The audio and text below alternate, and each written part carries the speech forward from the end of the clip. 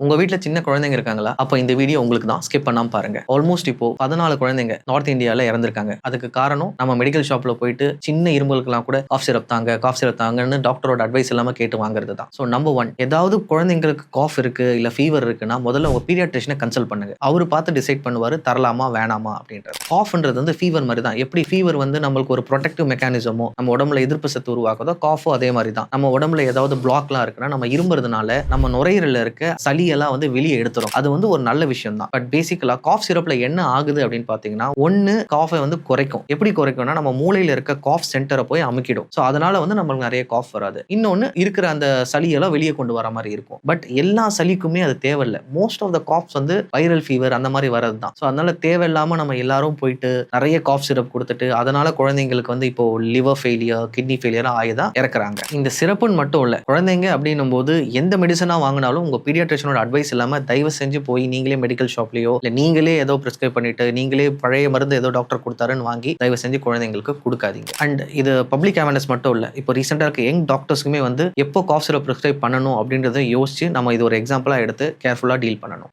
எல்லாருமே பத்திரமா இருங்க. Be aware. Take care.